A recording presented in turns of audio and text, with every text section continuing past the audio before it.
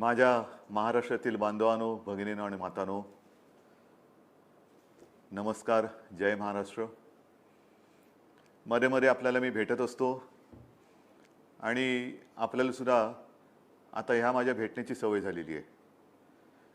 अगदी आपल्या सुरुवातीच्या संवादामध्ये लक्षात असेल की मी आपल्याशी जरा जास्त म्हणजे वारंवारतेने संवाद साधत होतो. ती परिस्थिती तशी होती आणि आत्ताची परिस्थिती सुद्धा नाही म्हटलं तरी तशीच आहे. मी ती आठवण का सांगितली?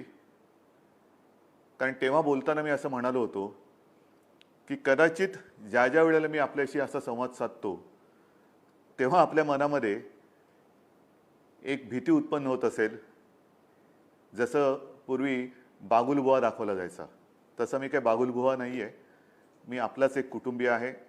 मुख्यमंत्री म्हणून म्हणा, मी आपला कुटुंब प्रमुख आहे आणि एका काळजीपायी किंबहुना आपल्या हितासाठी मी आपल्याशी संवाद साधत असतो. आज आपल्याबरोबर संवाद साधताना पहिल्या प्रथम राष्ट्रसंत तुकडोजी महाराज यांना विनम्र अभिवादन करतो, कारण त्यांचा स्मृतिदिन. हे संत महात्मे ही एक आपली परंपरा, संतांची शिकवण, संत वचनं हे आपल्यावरती त्या त्या वेळेला जे काही उपकार करून गेलेले आहेत, किती वर्ष झाली, किती शतकं लोटली तरी देखील त्यांचे त्यावेळेचे जे काही अभंग असतील, इतर काही त्यांनी दिलेल्या आपल्याला गोष्टी असतील, त्या आजही जशाच्या तशा ताज्या आहेत, टवटवीत आहेत. जर त्यांच्याकडे आपण लक्ष दिलं असतं, किंबहुना अजूनही देऊ शकलो, तर बरीचशी संकट ही आपण टाळू शकलो असतो, किंबहुना टाळू शकतो. तुकडोजी महाराजांचा उल्लेख केला, त्याचबरोबरीने गाडगे महाराज आलेच. गाडगे महाराज म्हटल्यानंतर साफ सफाई, स्वच्छता ह्या गोष्टी आल्या. आता त्यावेळेला या संतांनी प्रेमाने आपल्याला ह्या गोष्टी सांगितल्या होत्या. काही वेळेला ऐकतो, काही वेळेला ऐकत नाही, आणि मग त्याचे फटके हे असे आत्ता आपण जे काही भोगतो ते भोगावे लागतात. करोना आपल्याला सर्वांनाच कल्पना आहे, हा एक पाहुणा आहे, परदेशातून आलेला पाहुणा आहे. त्याचं उगमस्थान सगळ्यांनाच कल्पना आहे, चीनमधून तो जगभर पसरला. बाहेरून आलेला हा पाहुणा घरात घुसलाय आणि आपल्याला सगळ्यांना व्यस्त करून टाकलेला. हा पाहुणा जा म्हटलं तरी काय जात नाहीये. कसा जाणार, कधी जाणार? ठीक आहे, या पाहुण्याबद्दल मी बोलणारच आहे. पाहुण्याचा समाचार, ह्या अशा पाहुण्याचा समाचार आपल्याला घ्यायचाच आहे. पण या सगळ्या सूचना किंबहुना काही गोष्टी आपल्याला सांगण्यापूर्वी खास करून मुंबईसाठी जो एक मोठा निर्णय आहे तो सांगून मी ह्या आपल्या संवादाची सुरुवात करू इच्छितो. आपल्याला सर्वांना माहिती आहे की विधानसभा निवडणुकीच्या आधी किंबहुना त्याच्या आधीपासून मेट्रो आणि मेट्रोसाठी आरे येथे बांधत असलेल्या कारशेडचा मुद्दा हा ऐरणीवरती आला होता. आणि त्याही वेळेला अर्थात तेव्हा मी मुख्यमंत्री नव्हतो, निवडणूक लढवणाऱ्या एका पक्षाचा प्रमुख होतो, आजही आहे. आम्ही त्या गोष्टीला विरोध केला होता. याचं कारण अनेक पर्यावरणवादी ज्यांचं जीवसृष्टीवरती प्रेम आहे, नुसतं प्रेम नाही तर ही जीवसृष्टी, जसं आपण आज म्हणतो ना, माझे कुटुंब माझी जबाबदारी, तसंच ही जीवसृष्टी आपलं एक कुटुंब आहे. हे सगळे मिळून एक कुटुंब आहे आणि त्याची जबाबदारी ही कोणीतरी घ्यायला पाहिजे.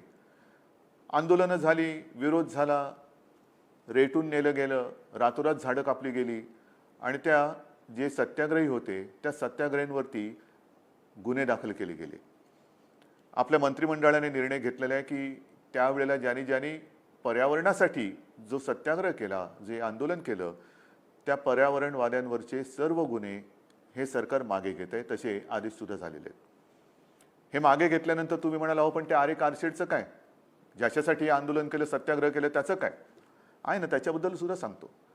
आरेमध्ये याची आपल्याला कल्पना आहे की मागे मी आपल्याशी बोलताना आपल्याला सांगितलं होतं की जवळपास 600 एकर जागा ही आरेची आपण तिथे जंगल घोषित केलेलं आहे.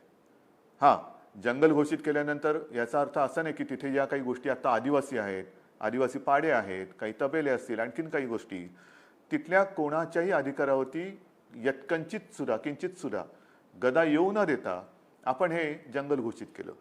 त्यावेळेला हे जंगल 600 एकर होतं. आज मला सांगायला आनंद होतोय, आणखीन आपल्या सगळ्या प्रशासकीय लोकांनी अधिकाऱ्यांनी एक आढावा घेतल्यानंतर या जंगलाची व्याप्ती आता 600 एकरपासून जवळपास 800 एकर झालेली आहे. 800 एकरचं जंगल आपलं सरकार, तुमचं सरकार हे आपल्या या मुंबईत, महाराष्ट्राच्या राजधानीत जंगल म्हणून आज घोषित करतोय आणि त्याचा मला सार्थ अभिमान आणि नक्कीच आनंद आहे.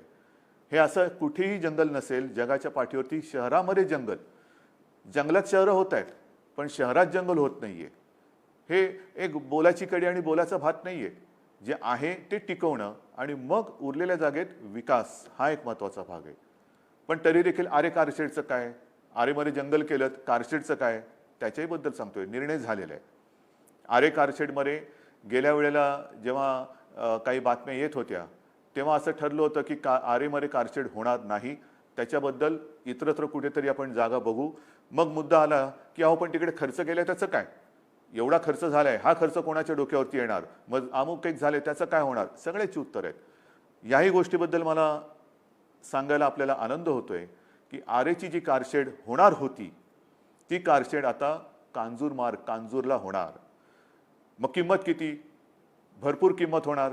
जमिनीची किंमत कोण देणार, मग झालेला खर्च वाया जाणार, प्लस हा आणखीन त्याच्यावरती खर्च. तर त्याही बाबतीत मी आपल्याला सांगतो की कांजूरची ही जागा आहे, ही सरकारची जमीन 0 रुपये किमतीने या मेट्रो कारशेडसाठी आपण दिलेली आहे आणि तिथे कारशेड करण्याचे आदेश कालच मी दिलेले आहेत. 0 पैसे, म्हणजे 1 सुद्धा रुपया तिकडे लागणार नाही. ही सरकारी जमीन जनतेच्या हितासाठी आपण वापरतो. आणि मग ते करताना याच्यासाठी जो काही खर्च झाला होता तो खर्च, ती जी एक बिल्डिंग झाली होती त्या बिल्डिंगचा एक खर्च आहे, तो साधारणतः त्या बिल्डिंगचा आणि मग भराव टाकण्यासाठी साधारणतः 100-1 कोटी रुपये जो खर्च झाला आहे, ती बिल्डिंग सुद्धा या कामासाठी वापरता येणार नसली तरी अन्य एका चांगल्या कामासाठी आपण वापरू, म्हणजे तोही पैसा वाया जाणार नाहीच. परंतु इथे जे काही टनेल किंवा रॅम्प केलेले आहेत, ती मेट्रोची 3 नंबर आणि 6 नंबरची लाईन, त्याचं एकत्रीकरण करून त्या बाबतीत खर्च केला गेलेला पैसा हा मेट्रोसाठी उपयोगात आपण आणतो आहोत. त्याच्यामुळे कोणालाही ही काळजी पडण्याचं कारण नाही की ह्याच्यासाठी जो खर्च केलेला पैसा आहे, जो आमचा पैसा आहे, जनतेचा पैसा आहे, हो तुमचाच पैसा आहे, तुमच्यासाठीच खर्च करतो आहोत, खर्च झालेला आहे, त्यापैकी एकही पैसा वाया जाऊ देणार नाही. नवीन जागा मी पुन्हा सांगतो, कांजूरला जी जागा आपण निश्चित केलेली आहे त्या जागेसाठी, ती प्राप्त करण्यासाठी 1 रुपया सुद्धा खर्च होणार नाही. खरंच सांगतोय मी तुम्हाला हे. आणि हे काम करण्यासाठी मी विशेष धन्यवाद जे देणार आहे, साहजिकच आहे याच्यामध्ये आपल्या राज्याचे उपमुख्यमंत्री अजितदादा पवार, त्यांचं सुद्धा सहाय्य आहेच. आदित्यनी ह्याच्यात खूप मेहनत केलेली आहे. पर्यावरण मंत्री त्यांनी मेहनत केलेली आहे, अहोरात्र मेहनत केलेली आहे. त्याच्या सोबतीने आपले महसूल मंत्री बाळासाहेब थोरात आहेत, नगरविकास मंत्री एकनाथजी शिंदे आहेत, आरे म्हटल्यानंतर सुनील केदार आले. या सगळ्यांनी आणि विशेष करून मेट्रोचे अधिकारी असतील, प्रशासकीय अधिकारी असतील, या सर्वांनी एका आपुलकीने, नुसतं काय म्हणायचं त्याला, कोरडेपणाने नाही, आपुलकीने, प्रेमाने हे जे सगळं काम केलेलं आहे त्यांचे आपण ऋणी असायला पाहिजे, त्यांना आपण धन्यवाद दिले पाहिजे. आणि त्या सर्वांना मी केवळ मुंबईकरांच्या वतीने नव्हे तर हे जे मोठं जंगल आहे, एक वैशिष्ट्य आहे. नुसतं जंगल म्हणजे आम्ही 500 कोटी झाडं लावली, कुठे लावली दिसतील तुम्हाला हळूहळू, तसं नाही. हे जे जंगल आहे ते पहिलं वाचवा, म्हणजे आहे ते कापायचं आणि नुसते आपल्या थापा मारायचे की आम्ही एवढी कोटी झाडं लावली. ही झाडं नाहीत, तशी झाडं मी लावता येत नाहीत, मला खोटी झाडं मी नाही लावू शकत. आहे ते पहिलं जपणं आणि हे पर्यावरण आपण जपण्याचं एक फार मोठं ऐतिहासिक काम आपण केलेलं आहे, ज्याच्याबद्दल मला खरंच एक मोठं समाधान आहे, खरंच समाधान. कारण ही जी जीवसृष्टी आहे, ही जीवसृष्टी आपले काय सखे वन वृक्षवल्ली, आम्हा सगळे सोयरी वगैरे काय म्हणतो ना, ते नुसतं बोलताना आपण म्हणतो, पण ही झाडं कापल्यानंतर हे जे काय फटके पडत आहेत, मग पर्यावरणामध्ये बदल होतोय, पर्जन्यमानामध्ये बदल होतोय. आता सुद्धा येत्या काही दिवसामध्ये महाराष्ट्रामध्ये पाऊस आणि अतिवृष्टीचे इशारे आहेत. हे कसे होत आहेत, काय होत आहेत, ह्या सगळ्या गोष्टीला कारण, जबाबदार हे आपलंच एक विकासाचं जे एक स्वप्न आहे, ते स्वप्न खरंच आहे का, हा एक विचार केला पाहिजे. आणि म्हणून आपल्या या संवादाला सुरुवात करण्यापूर्वी किंबहुना करताना मला ही एक अभिमानाची गोष्ट आपल्याला सांगायची होती, जी मी सांगितली, जिचा उपयोग आपल्याला सर्वांना तर होणारच आहे, पण येणाऱ्या कित्येक पिढ्यांना तो होणार आहे. असो, ही झाली आपल्या ह्या आरेबद्दलची एक अनिश्चितता संपवण्याची गोष्ट, की आता आरेमध्ये कारशेड होणार नाही, ती कांजूरमध्ये होईल आणि मेट्रो 3 आणि मेट्रो 6 साठी तिकडे जी गरजेची गोष्ट होती ती आपण करतो आहोत. मग आता गेल्या काही दिवसातली परिस्थिती, साधारणतः पीक पाणी कसं आहे, मला माहिती आहे की जसं निसर्ग चक्रीवादळ येऊन गेले कोकणात, पूर्व विदर्भामध्ये पूर परिस्थिती गंभीर होती. या ठिकाणी आपण जे आवश्यक होतं ते सगळं काम आपण करतो आहोत. कोणाची घरं वाहून गेलेत, सामान वाहून गेलेत, जनावरं वाहून गेलेत, पिकाचं नुकसान झालेलं आहे. त्या सगळ्यांना आपण पंचनामे तर आपले जवळपास झालेले आहेत. निसर्ग चक्रीवादळाची कोकणातली मदत बरीचशी आपण केलेली आहे. पूर परिस्थिती जी विदर्भातली झाली होती त्याच्यात सुद्धा सांगली, कोल्हापूरप्रमाणे आपण नुकसान भरपाई देतो आहोत. तरी देखील त्याच्यानंतर सततचा पाऊस याच्यामुळे सुद्धा अनेक ठिकाणी नुकसान झालेलं आहे. पिकं वाया जात आहेत. करायचं काय? एक तर आता काही पिकं, समजा कापूस येतोय, येऊ द्या. हे तुमचं सरकार आहे, आपल्या सगळ्यांचं सरकार आहे. जी जी काही पिकं येतील, शेतकऱ्यांनो निश्चिंत राहा, तुम्हाला कुठेही वाऱ्यावर सोडणार नाही, अजिबात सोडणार नाही. कापूस असेल, बाकी सगळ्या पिकांच्या बाबतीत आपण खबरदारी घेतो आहोत. जिथे जिथे नुकसान होतंय पंचनाम्यांचे आदेश दिलेले आहेत आणि यथायोग्य जी काही नुकसान भरपाई आहे आपण ती देत जातो आहोत. हे करताना आपण जी एक घोषणा केली होती, जे विकेल ते पिकेल, हे एक आपलं कृषीचं धोरण आहे. म्हणजे काहीतरी वेडवाकडं पिकवत नाही बसायचं. उद्या कशाला बाजारपेठ आहे, कोणत्या दर्जाचं पीक आपण पिकवलं पाहिजे, याच्यासाठी आता जनजागृती आपण सुरू केलेली आहे. शेतकऱ्यांमध्ये आता जागृती करतो. कोणत्या दर्जाचं पीक तुम्ही पिकवलं पाहिजे, की ज्याला हमखास, हमी भाव हा एक भाग, पण हमखास भाव हा कशाला मिळेल, तर ज्याला हमखास भाव मिळेल ते पिकवण्यासाठी आपल्या सरकारचा आग्रह आहे. अनेक शेतकरी याच्यामध्ये सामील होत आहेत आणि त्याच्यासाठी मग जे जे काय करता येणं शक्य असेल, जसं मला आठवते इथूनच मी आपल्याला नाशिक आणि त्या परिसरामध्ये महाऑनियन म्हणजे कांद्याची साठवणूक. अनेकदा काय होतं की शेतकरी माझा गरीब आहे, भोळा भाबडा आहे, मरतो, राबतो, दिवस रात्र उन्हात तानात, पावसात, पाण्यात, थंडीत, काय कशाची काय पर्वा तमा न बाळगता. म्हणजे मी मध्ये कोणाला तरी बोललो होतो की या कोरोनाच्या काळात बाकी सगळे ठीक आहेत, वर्क फ्रॉम होम चांगलं आहे, आवश्यक आहे, पण शेतकरी उद्या वर्क फ्रॉम होम करायला लागला तर आपण खाणार काय? तो ऑनलाईन किंवा असं व्हिडिओ कॉन्फरन्सिंगनी शेती नांगरू शकत नाही, त्याला पाणी देऊ शकत नाही, पीक आल्यानंतर कापणी करू शकत नाही. त्याच्यामुळे त्याला असेल त्या परिस्थितीत राबावं लागतं, कष्ट करावे लागतात. आणि म्हणूनच मध्ये आपण पहिले जे पाऊल म्हणजे सरकारची सुरुवातच आपण जी केली ती जवळपास 29.5 लाख शेतकऱ्यांना त्यांचं पीक कर्ज मुक्त करण्यापासून केली होती. पण तरी देखील हे चक्र चालूच राहतं आणि त्याच्यासाठी मग पीक आल्यानंतर साठवायचं कुठे? त्यांच्याकडे घरामध्ये जागा नाहीये. शेतामध्ये म्हणायचं तर उघड्या बोडक्या शेतामध्ये असं ठेवू शकत नाही. म्हणून आपण महाऑनियन हा जो एक प्रकल्प सुरू केला, ती एक सुरुवात आहे. कांद्यासाठी साठवणूक केंद्र, उद्या सोयाबीन येईल, तूर येईल, तांदूळ येईल, कापूस येईल. याच्यासाठी आवश्यकतेनुसार स्टोरेज म्हणजे जिकडे कोल्ड स्टोरेज, शीतगृहांची आवश्यकता आहे तिकडे शीतगृह दिली जातील, स्टोरेजची आवश्यकता आहे तिकडे गोदामं दिली जातील. आणि मग चांगली बाजारपेठ, हे बाजारपेठ आणि शेतमाल ह्यांची जुळवणूक त्या शेतकऱ्याला करून देणं या दिशेने आपण चाललेलो आहोत. पण हे करताना जसं एक मधल्या काळामध्ये मी आणि आमच्या सर्व मंत्रिमंडळातील सहकार्यांनी विविध आपल्या राज्यातील विविध कृषी संघटनांशी चर्चा केली. ती चर्चा एवढ्यासाठी केली, केंद्र सरकारने जो कृषी कायदा, कृषी धोरण एक त्यांनी मंजूर केलेला आहे, त्याचे फायदे किंवा त्याचे फटके आपल्याला काय बसतील त्याच्याबद्दल सुद्धा विचार सुरू आहे. आपल्या हिताचं काय, शेतकऱ्याच्या हिताचं काय? असं माझं म्हणणं नाही की सगळंच काहीतरी चुकीचं आहे किंवा सगळंच काही बरोबर आहे. जे बरोबर असेल, जे योग्य असेल त्याचा जरूर आम्ही स्वीकार करू. पण जर अयोग्य असेल आणि जर माझ्या कुठे शेतकऱ्याच्या पायावरती धोंडा पडणार असेल तर मात्र आम्ही ते स्वीकारणार नाही. हे आपल्या राज्याचं धोरण आहे. आम्ही जे करू ते आमच्या जनतेच्या हिताचं करू, शेतकऱ्याच्या हिताचं करू. जोर जबरदस्तीने उगाचच काहीतरी कायदा आलाय म्हणून तो जसाच्या तसा चांगला असेल, आनंद आहे. पण जर का नसेल तर मात्र या सर्व संघटनांशी आम्ही बोलतो आहोत. त्यातनं वेगवेगळ्या सूचना येत आहेत, काही आक्षेप आहेत, काही गोष्टी समजून घेण्याची आवश्यकता आहे. याच्यावरती सुद्धा आपण विचार करतो आणि त्यांच्याशी सगळ्यांशी बोलून मग आपण ह्या कृषी धोरणाबद्दल बोलूया. एकूण काय, तर हा लॉकडाऊन आता आपण हळूहळू उठवत चाललेलो आहोत आणि तो उठवत असताना बऱ्याच ठिकाणी आपण काही चांगल्या गोष्टी केलेल्या आहेत. माझ्यासमोर आहेत त्या गोष्टी. म्हणजे एक तो महाअनियन प्रकल्पाविषयी तुम्हाला सांगितलं, कृषी उद्योग यांना सुद्धा आपण एक एक एक एक एक एक ओपन करायला किंवा उघडायला आपण सुरुवात करायला देतो आहोत. हे करत असताना एक गोष्ट मात्र नक्की, की प्रत्येकाने आपापली काळजी ही स्वतः घ्यायला पाहिजे, ही स्वतः घ्यायलाच पाहिजे.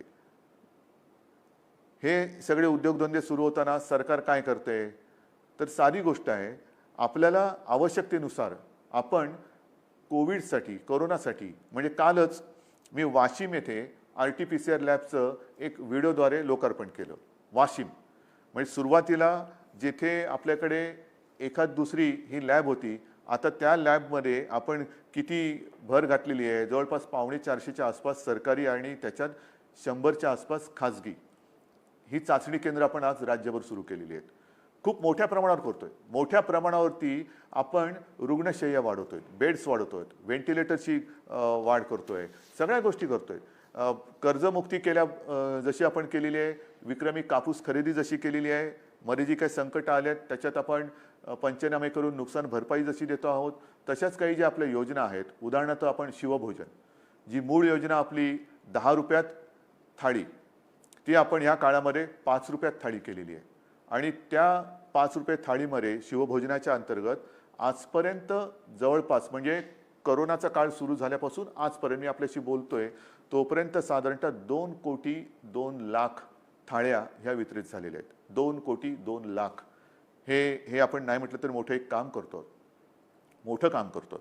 आणि असं ह्या सगळ्या बाजूने आपण हे सुरू करण्याचा प्रयत्न ठेवतो आहोत, करतो आहोत. जबाबदारी आपली आहे. मी अगदी सुरुवातीच्या काळात असं म्हटलं होतं की तुम्ही जबाबदारी आणि खबरदारी, आता थोडं सरमिसळ झाले. नेमकी जबाबदारी कोणी घ्यायची, खबरदारी कोणी घ्यायची? कारण हा पाहुणा काही जात नाहीये, हा आणखीन हातपाय पसरतोय. पाहुण्याला दिली ओसरी, पाहुणा हातपाय पसरी, हे हातपाय पसरत चाललंय. शहरामधून आता ग्रामीण भागात पसरतोय आणि पसरताना त्याला आता थांबवण्याची गरज आहे. थोडंसं काय झालेलं आहे, नाही म्हटलं तरी एक असं चित्र दिसतंय की आता संख्या कमी होते, आता आमच्याकडे बेड्स अवेलेबल आहेत, आता आमच्याकडे ऑक्सिजन लागणारे रुग्णांची संख्या कमी होते आहे. खरं आहे. म्हणून मी तुम्हाला या केसेसचा आकडाच सांगतोय. जिथपासून पहिला आपल्याला पेशंट सापडला तेव्हापासून आजपर्यंत साधारणतः एकूण केसेस ह्या 15,17,434 ह्या आत्तापर्यंत म्हणजे पहिल्यापासून आत्तापर्यंत हे सगळ्याच्या सगळ्या ॲडमिट नाही आहेत. ते त्यातले 12,55,779 हे बरे होऊन घरी गेलेले आहेत. हे बरे होऊन घरी गेलेत. दुर्दैवाने मात्र ह्याच्यात साधारणतः 41,000 मृत्यू सुद्धा झालेले आहेत. जवळपास 41,000 मृत्यू झालेले आहेत. व्हेंटिलेटरवरती आज साधारणतः, मी आता सगळे साधारणतः असं ह्याच्यात सांगतोय कारण त्याच्यात फार मोठा काही फरक ह्याच्यामध्ये तफावत येणार नाही आहे. म्हणून साधारणतः 2,000-2,500 रुग्ण हे मात्र व्हेंटिलेटरवर आहेत. त्याच्यानंतर आणखीन काही हे ऑक्सिजनवरती आहेत. काही जण हे पॉझिटिव्ह असले तरी विना लक्षणाचे आहेत, सौम्य लक्षणाचे आहेत, काही मध्यम लक्षणाचे आहेत. ही सगळी जर आकडेवारी बघितली तर पहिल्या दिवसापासून एक गोष्ट आपण लक्षात घ्यायला पाहिजे की साधारणतः 70 ते 80% ही लोक ह्याच्यामध्ये सौम्य ते मध्यम लक्षण आहेत, ज्यांना कदाचित काही जणांना करोना होऊन गेला हे कळतही नसेल. काही जणांना सौम्य लक्षणे दिसल्यानंतरही कोणतेही औषध दिल्याशिवाय ते बरी होत आहेत. काही जणांना औषधोपचार केले त्याच्यानंतर ते बरे होत आहेत. मात्र काही जण मात्र ह्यांना खूप मोठा संघर्ष करावा लागतोय. विशेषतः ज्यांना आपण कोमॉर्बिडिटी म्हणतो की उच्च रक्तदाब आहे, मधुमेह आहे, किडनीचे काही त्यांना विकार असतील, स्थूलता असेल, ह्यांना मात्र त्यांच्यावरती हा व्हायरस घातक परिणाम करतोय. मग ही वर्गवारी ठरवणार कोण, ते आपल्या हातात नाही आहे. आणि त्याच्यासाठी मी वारंवार आपल्याला जे सांगतो आहे की खबरदारी आपल्याला घ्यायला पाहिजे. आपण खबरदारी घ्या, आम्ही जबाबदारी घेतो. ती जबाबदारी आम्ही घेतो आहोत. जिथे जिथे आवश्यक आहे हॉस्पिटल्स वाढवतो आहोत. ज्याप्रमाणे मी काल आपल्याला सांगितलं की वाशिममध्ये RT-PCR लॅबचं लोकार्पण केलं. परवा साताऱ्यामध्ये छत्रपती शिवाजी महाराज त्या म्युझियममध्ये आपण हॉस्पिटलसाठी ती जागा उपलब्ध करून दिलेली आहे. छत्रपतींच्या नावाने जे आपलं संग्रहालय, ते संग्रहालय, कारण छत्रपती शिवाजी महाराज हे रयतेचा राजा, मग ते संग्रहालय जर आत्ता आवश्यक असेल रुग्णांसाठी, तर तिथल्या लोकांना सुद्धा मला खास धन्यवाद द्यायचे की त्या अप्रतिम एका वास्तूचा आज रयतेसाठी ते उपयोग करतात, रयतेसाठी उपयोग करून देतात. तिकडे हॉस्पिटल सुरू केलेले. एकूणच काय, आम्ही जबाबदारी जी घेतो आहोत ती ह्या सगळ्या सोयी सुविधा वाढवण्यासाठी देतो आहे. औषधं कशी पोचतील, औषधं सर्वत्र कशी उपलब्ध राहतील त्याच्यासाठी देतो आहे. आपली प्रशासन व्यवस्था आहे, महसूल यंत्रणा आहे, पोलीस यंत्रणा आहे, आरोग्य यंत्रणा आहे. यांना सगळ्यांना खरोखर आता मार्चपासून आत्तापर्यंत किती ताणतणावामध्ये काम करावं लागत असेल विचार करा. डॉक्टर्सना सुद्धा मी खास धन्यवाद देतोय, कारण त्यांनी आता एक गाईडलाईन सेट केलेली आहे. गाईडलाईन सेट केलेली, नक्की सेट केलेली आहे. कोणत्या रुग्णाला कधी कोणतं औषध द्यायचं हे त्याने आता ठरवलेलं आहे. फक्त एक काय होतंय की अजूनही नागरिकांकडनं थोडा प्रतिसाद कमी मिळतोय. कारण दोन गोष्टी, एक तर थोडंसं बेजबाबदारपणा, दुसरी थोडीशी भीती. मी टेस्ट केली आणि मी पॉझिटिव्ह आलो तर माझं काय होईल, मला कुठे नेऊन टाकतील. तसं समजू नका कृपा करून, कुठे नेऊन टाकणार नाही. सगळीकडे आपण ज्या सुविधा केल्यात आहेत ना, काही काही व्हिडिओ प्रसारित होत आहेत, काही महिला आहेत, काही पुरुष आहेत, काही आणखीन कोण आहेत, सगळ्यांनी त्यांच्या त्या कोविड केअर सेंटरचा अनुभव हा सांगितलेला आहे. आपल्याला एक गोष्ट लक्षात घ्या की हा जो व्हायरस आहे तो पसरतोय, तो शिंकलं खोकलं बोलताना सुद्धा पसरतोय, आणि म्हणून कमीत कमी संपर्कात येणं हे गरजेचं आहे. अनेकदा असं होतं की रुग्णांना कळतच नाही की डॉक्टर आले की कोण आले, कारण तो अंतराळवीरासारखा संपूर्ण तो PPE किट, त्याच्यावरती ती फेस मास्क, त्याच्यावरती ती शील्ड असं बांधून येतो. म्हणजे असं ओळखीचं असलं तरी ओळखता येत नाही कोण आला, कारण हा आपल्याला एकमेव प्रतिबंधात्मक उपाय आहे. तर तुम्ही कोणी घाबरू नका. लवकर जेवढे याल तेवढे लवकर बरे होऊन घरी जाल.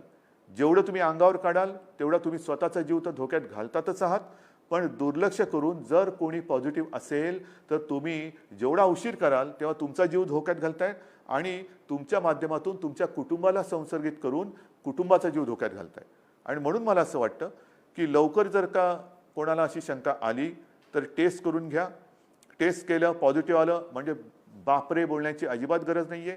वेळेत आलेली लोक ही अगदी 100 वर्षाची सुद्धा, आणि काही ठिकाणी तर 100 वर्षाची असताना त्यांना इतर व्याधी विकार असलेले सुद्धा बरे होऊन घरी गेलेत. कारण का, वेळेमध्ये ते डॉक्टरांकडे आलेत. तर वेळेमध्ये येणं म्हणजे ह्या कोरोनाला औषध नसलं, वॅक्सिन नसलं तरी वेळेमध्ये येणं हे फार गरजेचं आहे. आणि हे काम मला याही गोष्टीबद्दल अजूनही काही तशी माहिती नाही आहे, पण कदाचित शब्द बोलतोय, जगातलं महाराष्ट्र राज्य हे एकमेव राज्य असं असू शकेल की जेथे नुसतं कडक कायद्याने काम न करता जनतेला विश्वासात घेऊन आपण हे युद्ध लढतो आहोत. कारण हे युद्ध तुमचं आहे, आपलं आहे, सगळ्यांचं आहे. ह्याच्यामध्ये जनता जोपर्यंत सहभागी होणार नाही, ही जनतेची चळवळ जशी कधी चळवळ करतो, स्वातंत्र्याची चळवळ होतो, साधा सुद्धा माणूस जेव्हा तो रस्त्यावरती उतरला तेव्हा इंग्रजांना सुद्धा इथून जावं लागलं. 150 वर्ष राज्य करणारे इंग्रज घालवणारे आपण लोक आहोत, त्यांचेच आपण वंशज आहोत. तर करोना नाही घालू शकणार, घालू शकतो. जिद्द जर का सगळ्यांच्या मनात असेल, एक लोकेच्छा, लोकांनी जनतेने इच्छा केली की बस आता हे बस झालं, हे आता मात्र या करोनाला मी हद्दपार केल्याशिवाय राहणार नाही. आणि मग जशी त्या युद्धाची काही शस्त्र असतात तसंच या युद्धाचं सुद्धा शस्त्र आहे आणि नक्कीच याला काही शास्त्र सुद्धा आहे. मला आणखीन एका गोष्टीचा जरूर उल्लेख करायचा आहे. जी एक मोहीम आपण संपूर्ण राज्यभर राबवतो आहोत, माझे कुटुंब माझी जबाबदारी, मला याही बाबतीत आपल्याला सांगायचं आहे, सर्वांना मला धन्यवाद तर द्यायचेच आहेत, पण विशेष धन्यवाद ही मोहीम राबवणारे आपले जे काही सगळे आरोग्य कर्मचारी आहेत, मग आपल्या आशा वर्कर्स आहेत, अंगणवाडी सेविका आहेत, आरोग्य कर्मचारी आहेत, महसूल यंत्रणा आहे, पोलीस आहे. खरंच तुम्हाला मी किती कोणत्या शब्दात धन्यवाद तुमचे मारू, माझ्याकडे शब्द नाही आहेत, खरंच शब्द नाही आहेत. हा देखावा नाही आहे, कारण गेल्या आठवड्यात माझ्या घरी सुद्धा ही टीम येऊन गेली. आमच्याही कुटुंबियांची त्यांनी चौकशी केली. काय त्यांना पडलेलं आहे, असं आपण त्यांना काय देतो आहोत. मग मी त्या सगळ्या महिला होत्या, त्यांना ताईनं म्हटलं, ताई बसा जरा, मला सांगा तुमचा दिवस कधी सुरू होतो, तुम्ही राहता कुठे, कोण कुठे डोंबिवलीला राहते, कोण इकडे राहते, कोण तिकडे राहते, सकाळ झाली का आपले कामावर रुजू होतात, जर उंच बिल्डिंग असेल तर जिन्यांची चढ उतार करायची, प्रत्येकाच्या घरात जायचं, ताप तपासायचा, सूचना द्यायच्या, सकाळपासून संध्याकाळपर्यंत स्वतःच्या जीवाची कुटुंबाची पर्वा न करता ही लोक मेहनत करतायत. खरंच तुमचे उपकार आहेत या महाराष्ट्रावरती. आणि हे उपकार केवळ बोलून असं नाही चालणार. माझ्याकडे काही नावं आहेत, मुद्दामने मी काही नावं ठेवलेली आहेत. आता अहमदनगरमधले आरोग्यसेवक आहेत सुदाम जाधव. मी आता त्यांची मुद्दामून ज्यांना त्यांनी थोडंसं शोधून काढलं त्यांची नावं घेत नाही, पण सुदाम जाधव यांनी जे घराघरात जात होते त्यांना एका व्यक्तीचा ऑक्सिजन कमी वाटला आहे होताच, म्हणून त्यांनी आग्रह करून या आपल्या उपचार केंद्रात आणलं. कोविड पॉझिटिव्ह त्याची लक्षणं त्यांना बरं करून आज ते घरी गेले. समजा ही सुदाम जाधव घरी आले नसते, त्यांनी चौकशी केली नसती, त्यांनी तो ऑक्सिजन तपासला नसता तर काय झालं असतं. अनेक जण आहेत असे. भंडारा जिल्ह्यामध्ये सुद्धा आशा वर्कर ज्या पुष्पा वाढई आहेत यांना सुद्धा एक महिला गरोदर होती, त्यांचा ऑक्सिजन त्यांना कमी वाटला, म्हणून त्यांनी सांगितले, आग्रह केले की चाचणी करून घ्यायची, कोविडची चाचणी करा. तर चाचणीला त्यांनी हे केल्यानंतर त्या कोविड पॉझिटिव्ह निघाल्या. ज्या त्यांना हे होत्या त्या ज्यांच्याबद्दल थोडंसं त्यांना एक संशय आला, त्या कोविड पॉझिटिव्ह निघाल्या. त्या गरोदर होत्या भगिनी, पण चाचणी झाल्यानंतर कळलं आणि कळल्यानंतर उपचार झाला. आज त्या सुखरूप आहेत, आज व्यवस्थित आहेत. त्याच्यानंतर भंडारा येथील आशा भारती वासनिक यांना सर्वेक्षण करताना आणखीन एक दोघं जण त्यांना ऑक्सिजन कमी आढळला, त्यांना आग्रह करून घेऊन गेल्या, त्या बऱ्या झालेल्या आहेत. अशी किती नावं आहेत. तर ही सगळी नावं ह्या आशा वर्कर्स आहेत, अंगणवाडी सेविका आहेत, आरोग्य कर्मचारी आहेत. हे सगळेजण आपापल्या परीने मेहनत करत आहेत. काही जण तर स्वतः आजारी पडले, म्हणजे घरोघरी जाताना ते स्वतः आजारी पडले. करायचं काय आता, कोरोना पॉझिटिव्ह, पण डगमगले नाहीत, खरंच डगमगले नाहीत. हे आजारी पडल्यानंतर व्यवस्थितपणाने त्यांनी आराम केला, औषधोपचार केला, खडखडीत बरे झाले. बरे झाल्यानंतर घरी नाही बसले, पुन्हा आपल्या कामावरती रुजू झाले. ही अशी सगळी माणसं, अशी सगळे लढवय्ये, कोरोना योद्धे हे आपल्या राज्यात आहेत, आपल्यासाठी मेहनत करतायत. आणि ती मेहनत करताना आपण त्यांना सहकार्य करण्याची गरज आहे. माझे कुटुंब माझी जबाबदारी हे एक आपलं कुटुंब आहे. महाराष्ट्र माझं कुटुंब आहे. केवळ माझं घर हे तर कुटुंब आहेच, पण महाराष्ट्र हे माझं कुटुंब आहे.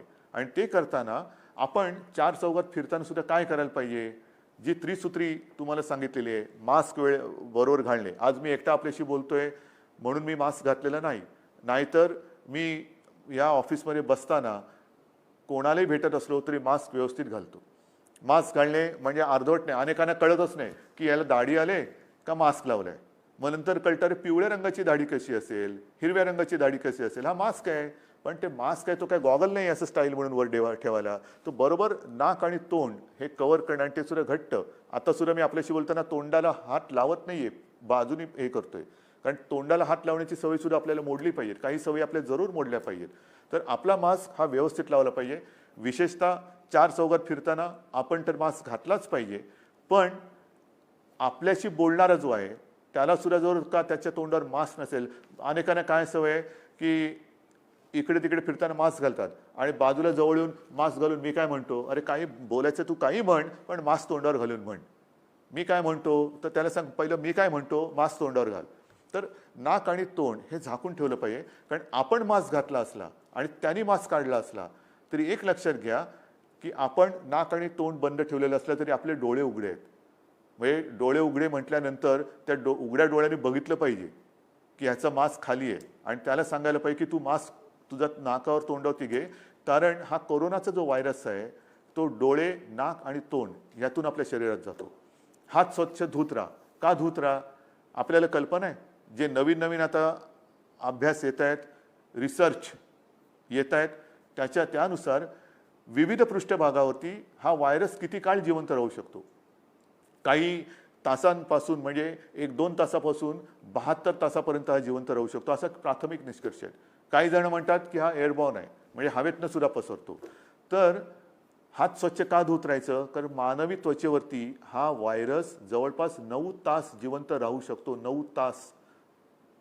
हा हा रिसर्च मी नाही केलेला. हा रिसर्च माझ्यासमोर जे कागद पडलेत आणि विविध ठिकाणच्या ज्या एजन्सीज आहेत त्यांच्यापासून आलेले. म्हणजेच आपल्याला एक तर नको तिकडे हात न लावणं, कारण टेबलावरती कदाचित व्हायरस अधिक काळ जिवंत राहू शकतो. सार्वजनिक आपण रेल्वेमधून फिरताना, बसमधून फिरताना, इकडे तिकडे जाताना समजा आधी कोणाचं व्हायरस तिकडे चिकटलेला असेल, तो किती तास जिवंत राहिला आणि त्यालाच हात लावला आणि लावला नाकातोंडाला, काही उपयोग नाही तुमच्या मास्कला. म्हणून एक तर सार्वजनिक ठिकाणी मास्क काढायचा नाही. सार्वजनिक स्वच्छतालयात म्हणजे शौचालयात मास्क अजिबात काढायचा नाही. रेल्वेमधनं, बसमधनं, इतर ठिकाणी सुद्धा मास्क काढायचा नाही. शक्यतो रेल्वेमधनं तुम्ही म्हणाल रेल्वे सुरू कुठे केल्यात अजून सांगतो त्याच्याबद्दल बोलतो. पण ST असेल, बसेस असतील किंवा या काही पब्लिक ट्रान्सपोर्ट ज्याला म्हणतो, तिथे एकतर कमीत कमी बोलायचं, शक्यतो बोलायचं नाही. मास्क हा घालून ठेवायचा.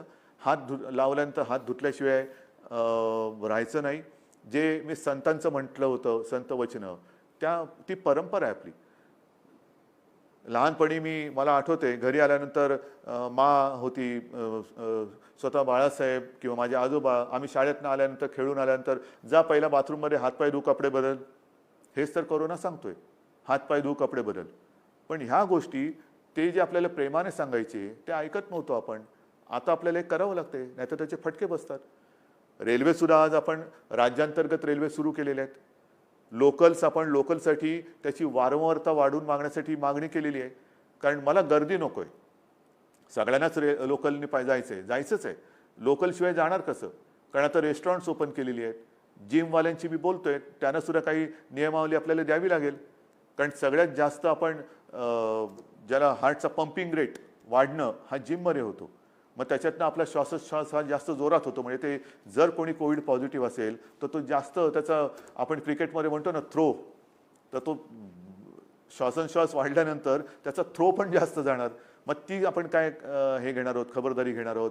रेस्टॉरंटमध्ये सुद्धा आपण सांगितलेलं की समोरासमोर बसून जेवू नका, बाजूबाजूला बसून हे करा. तर ह्या अशा सगळ्या गोष्टी ज्या आहेत त्या आपण करतो आहोत. रेल्वेमध्ये सुद्धा आपण लोकलसाठी त्याची संख्या वाढवून मागतो आहोत. ती वाढल्यानंतर आपण अधिक लोकांना त्याच्यात प्रवास करायला देऊ. राज्यांतर्गत रेल्वेची वाहतूक सुरू केलेली आहे. ट्रॅफिक हळूवार जवळपास सुरू झालेले आहेत. दुकानं सुरू झालेली आहेत. कार्यालयामध्ये सुद्धा हळूहळू उपस्थिती वाढवत आहोत. पण माझे कुटुंब माझी जबाबदारी ही जी मोहीम आहे, त्या मोहिमेअंतर्गत मी जेव्हा राज्याच्या जिल्हाधिकारी किंवा इतर अधिकाऱ्यांशी व्हिडिओ कॉन्फरन्स केली, तेव्हा मला काही गोष्टी चांगल्या मिळाल्या. जाहिराती तर आपण करतो आहोत, रेल्वेवरती करणार, बस, ST सगळे करतो आहोत. कोल्हापूरमध्ये त्यांनी मला सांगितलं की साहेब, आम्ही आमच्या दुकानावरती स्टिकर लावलेले आहेत, प्रवेश मास्क नाही, प्रवेश नाही, नो मास्क नो एंट्री. किती सोपी गोष्ट आहे. No mask no entry, mask नाही, प्रवेश नाही. म्हणजे अगदी रिक्षा असेल, टॅक्सी असेल, बस असेल, दुकानं असतील, कार्यालय असेल, सगळीकडे हे एक सूत्र, ज्याच्या तोंडावर मास्क नाही त्याला प्रवेश नाही. दुकानदाराच्या तोंडावर मास्क नाही, बाबा तुझ्या दुकानात मी प्रवेश करणार नाही. तर ही जर का गोष्ट प्राथमिक आपण पाळली आणि ह्या गोष्टी जर का आपण अंगावळी पाडून घेतल्या, या जीवनशैली आपण अंगीकारली, तर मला असं वाटतं वॅक्सिन येईल तेव्हा येईल, औषधं येईल तेव्हा येतील. परंतु आपण मात्र जसं self defence, black belt, mask हा आपला ब्लॅक बेल्ट आहे. मास्क हा आपला ब्लॅक बेल्ट आहे. साधारणतः आपण म्हणतो ना की अरे याच्या नादी न लागलेलं बरं, हा ब्लॅक बेल्ट आहे, काय कुठे काय हाणेल आपल्याला सांगता येत नाही. तसं मास्क आहे म्हटल्यानंतर व्हायरस बोलेल याच्या नादी न लागलेलं बरं, हा ब्लॅक बेल्ट आहे मला. तर हे सत्य आहे. आणि म्हणून मी आपल्याला परोपरीने सांगतो आहे की ज्या गोष्टी आपण करतो आहोत त्या गोष्टी पुन्हा बंद करण्याची वेळ येता कामा नये. कारण परदेशांमध्ये जिथे जिथे थोडीशी लाट कमी झाली असं वाटलं, जसं आज आपल्याला थोडंसं वाटतंय, बेड्स उपलब्ध आहेत, आता काय करू, बंद करू का? नाही, ते बेड्स सर्वदा रिकामे राहावेत ही माझी इच्छा आहे, हा माझा प्रयत्न आहे. पण परदेशामध्ये मग युरोप असेल, अमेरिका असेल, इस्रायल असेल, इथे काही ठिकाणी काही अंशी पुन्हा लॉकडाऊन करतायत. पुन्हा लॉकडाऊन. मला असं वाटतं ब्रिटनमध्ये तर त्यांनी जी नियमावली दिलेली ती त्यांनी सांगितली की किमान पुढचे 6 महिने ही नियमावली राहील. म्हणजे लग्न समारंभ असतील तर उपस्थिती कमी राहील. शाळा, कॉलेजेस ह्याच्याबद्दल सुद्धा त्यांनी केलेलं आहे. मास्क नसेल तर कडक दंड आहे. फार मोठ्या पैशांचा ते दंड लावत आहेत. मला या गोष्टी आत्ता तरी करायच्या नाही आहेत. पण जर का आपण खबरदारी घेतलीत आणि नाही घेतली तर म्हणजे आपण आता विचार करा, मास्क हवा की लॉकडाऊन हवा? हात धुत राहणं बरं की लॉकडाऊन बरा? एकमेकापासून अंतर ठेवणं बरं की लॉकडाऊन हवा? कामावरती न जाणं जायला हवं की न जाणं हवं? अनावश्यक घराबाहेर पडू नका, उगाचच इकडे तिकडे भटकू नका. आपल्याला कोणत्याही परिस्थितीत पुन्हा लॉकडाऊन करावा लागेल अशी परिस्थिती राज्यात निर्माण होऊ द्यायची नाहीये. आणि मला खात्री आहे तुमचं नाही म्हटलं तरी या सरकारवरती आमच्यावरती एक प्रेम आहे, विश्वास आहे. आजपर्यंत सर्व धर्मियांनी जे जे काही मी सांगत आलो ते पाळलेलं आहे. गणपती येऊन गेले, नवरात्री येत आहेत, दिवाळी येते आहे, म्हणून मी मंदिरांच्या बाबतीत सुद्धा थोडासा हळुवारपणाने जातोय. कारण काही जण असं म्हणतात हे उघडलं आणि ते उघडत नाही. थांबव बाबा, तुमच्यावरती जबाबदारी नाही, जबाबदारी आमच्यावरती आहे. आमच्यावरती जबाबदारी आहे आणि नुसती जबाबदारी नाही आहे, आमच्या जनतेवरती प्रेम आहे आणि म्हणून आम्ही या गोष्टी करतोय. उगाच काहीतरी तंगड्यात तंगडं घालायचं आणि सगळ्या गोष्टी बंद ठेवायचं या मानसिकतेचे आम्ही नाही होत. पण नवरात्र आता आलेलं आहे, त्याच्यानंतर दिवाळी आहे, इतरही धर्मियांचे सण येत आहेत. आपल्याला खूप खूप काळजीपूर्वक एक एक गोष्टी करत जावे लागणार आहेत. कारण हळूवार आपण सगळे दार उघडतो आहोत. या उघडलेल्या दारातून सुबत्ता आली पाहिजे, समृद्धी आली पाहिजे, कोरोना व्हायरस येता कामा नये. तरच ह्या उघडलेल्या दारांना अर्थ आहे. नाहीतर उघडलं दार आणि घुसला व्हायरस आत तर मात्र आपल्याला कोणी वाचू शकत नाही. आणि म्हणून ज्या काही सूचना आम्ही तुम्हाला देतो आहोत, ज्या आजपर्यंत तुम्ही पाळल्या, जे सहकार्य तुम्ही आजपर्यंत दिलं तेच सहकार्य मला यापुढे सुद्धा पाहिजे. मुंबईमध्ये फिरताना इतरत्र सुद्धा मी बघतोय की हळुवारपणे आता लोक थोडीशी निर्धास्त होत आहेत. निर्धास्त होऊ नका. मास्क हा तोंडावरती दिसलाच पाहिजे. सार्वजनिक ठिकाणी एकमेकाशी बोलताना मास्क हा असलाच पाहिजे, अंतर ठेवलं गेलंच पाहिजे. ही त्रिसूत्री जर का तुम्ही पाळणार नसाल तर मग मात्र ह्या कोरोना व्हायरससाठी आपला जसा गेटवे ऑफ इंडिया आहे, सताळ द्याला दारच नाही आहे, मग तो कुठेही येईल कुठेही जाईल, तर तसं आपल्याला काही करायचं नाही आहे. आपण अत्यंत खबरदारीने, सुजाणतेने, सजगपणाने आपल्याला हवं तसं आयुष्य आपण जगणार आहोत कोरोना व्हायरस वगळून. आणि म्हणून मला असं वाटतं की आपलं जे एक नातं आहे त्या नात्यातून हा आत्मविश्वास मी व्यक्त करतो की ज्या ज्या सूचना मी आपल्याला आजपर्यंत देत आलो, त्या सूचना आपण पाळल्या, यापुढे सुद्धा त्या अत्यंत कटाक्षाने पाळण्याची गरज आहे. एक क्षणसुद्धा बेसावध राहू नका, गाफील राहू नका आणि कोरोनाचा बळी ठरू नका. धन्यवाद. जय हिंद, जय महाराष्ट्र.